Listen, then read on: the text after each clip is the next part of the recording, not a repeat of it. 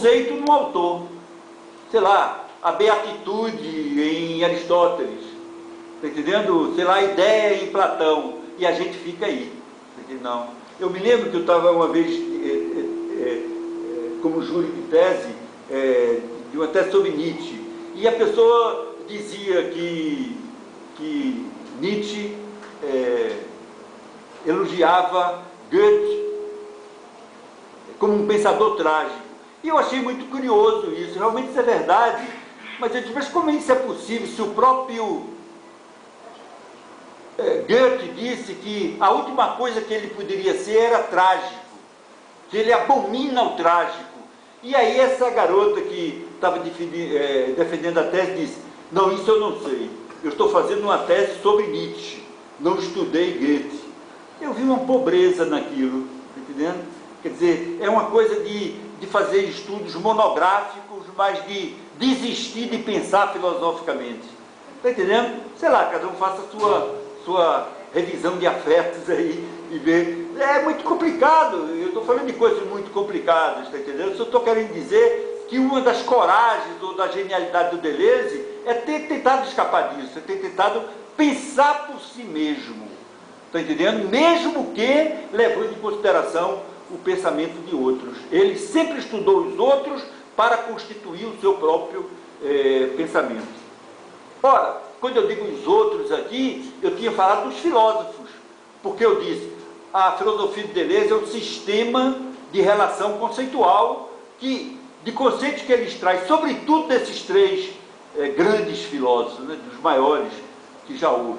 Mas eu disse que havia duas maneiras de constituir esses conceitos. A segunda é um tipo de conceito que não é mais oriundo das filosofias, mas é suscitado ou sugerido por elementos não conceituais que ele vai encontrar em outros saberes. Que ele vai encontrar na física, na matemática, na biologia, na antropologia, na história e assim por diante. Está entendendo? Portanto, não são conceitos, mas são elementos não conceituais que ele transforma em conceitos. Entende? Sei lá, por exemplo, o Deleuze gosta do cálculo diferencial, entende? Na matemática. Ele retoma aquilo para pensar, para elaborar o seu conceito de diferença. Está entendendo? Ou, se não,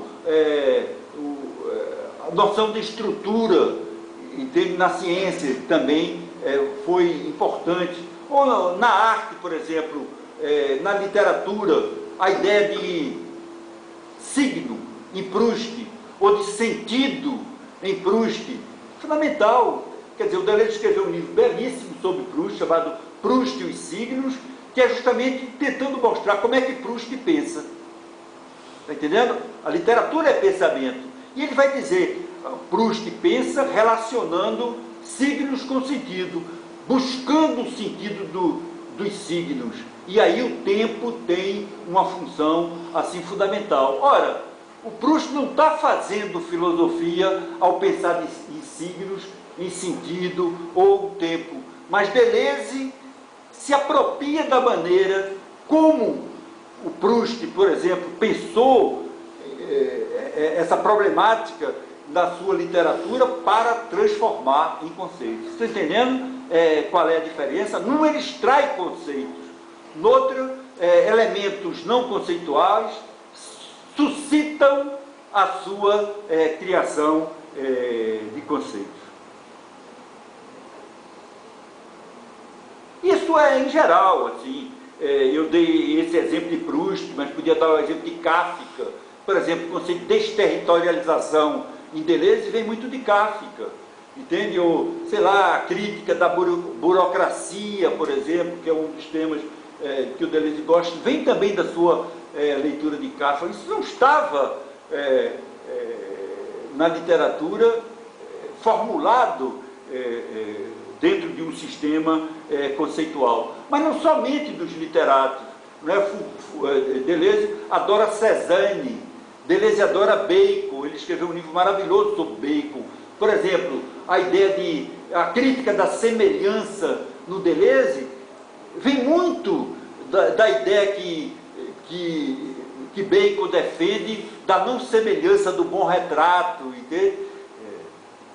Ou então do conceito de intensidade ou de força que está presente na pintura de Bacon, e ele é capaz de retirar para ele mesmo criar conceitos. Bom, aí a gente tem o cinema, não é, que a gente tem uma profusão de exemplos, sei lá, de quem Deleuze gosta, Orson Welles, por exemplo, René, Godard, que são, eu me lembro, mesmo antes de fazer esse livro, ainda na década de 70, Deleuze tem uma frase assim que eu descobri nos seus textos, entende? Godard descobriu o pensamento, entende? O que está entendendo? O pensamento cinematográfico. Então essa ideia já estava presente, mais de 15 anos antes de ele escrever os livros sobre cinema. Quando ele diz Godard descobriu o pensamento, ele está querendo dizer um tipo de pensamento, é um pensamento que interessa a ele, mas eu não cheguei lá ainda, eu vou me aproximando rapidamente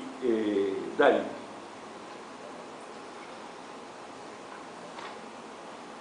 Portanto, a filosofia de Deleuze é o resumo que eu faço dessa segunda parte, o que eu estava dizendo, é construída a partir de outras filosofias e de outros saberes não filosóficos. Mas aí vocês podiam perguntar, porque eu não disse ainda, como Deleuze leva em consideração o pensamento do outro. Eu vou formular uma hipótese. Quando eu digo vou formular uma hipótese, eu digo desconfie. Está entendendo? É a conclusão a que eu cheguei pensando. Está entendendo? Mas outros chegaram a outras conclusões, e vocês mesmo podem chegar a outras conclusões por você mesmo. Mas eu acho que tem que fazer um certo esforço assim, de defender uma posição própria, singular, entende? Quando está estudando qualquer coisa, Eu acho que eu valorizo muito essa ideia da singularidade do pensamento, que a gente vai ver que tem a ver com o conceito de diferença, que talvez seja o conceito mais importante sobre o qual eu vou falar hoje para vocês. Então, minha hipótese é a seguinte, que a característica mais elementar da relação entre a filosofia de Deleuze e os pensamentos filosóficos, científicos, artísticos, é o fato de essa relação se propor mais como uma geografia do que propriamente como a história. Aí vocês vejam um título que eu dei a essa palestra, a geografia deleuziana do pensamento. Então, o que é isso? Vocês devem estar perguntando, o que ele está querendo dizer, se vocês não sabem ainda, não é? Por que essa contraposição entre geografia e história? Com isso estou querendo dizer o seguinte, é que quando Deleuze pensa, quando ele procura construir a sua filosofia, ele jamais considera o pensamento através de uma dimensão histórica linear e progressiva. Deleuze é o contrário de Hegel. Se vocês leem Hegel, vocês sabem que para Hegel o posterior é superior. Tudo que vem depois é superior àquilo que vem antes. Então, há um processo histórico, está entendendo? É justamente o grande momento de nascimento da história na modernidade. A filosofia se torna filosofia da história. Por exemplo, o momento que nasce a temática do progresso. Fiquemos com essa ideia de um desenvolvimento linear, dialético, dos pensamentos historicamente. Deleuze não se interessa por isso, ou não aceita isso. Nesse sentido, a filosofia dele é uma geografia. Eu vou explicar ainda melhor esse sentido. Então, não é uma história linear do pensamento. Quero dizer o seguinte, não há mais em Kant do que em Spinoza, porque Kant veio depois de Spinoza.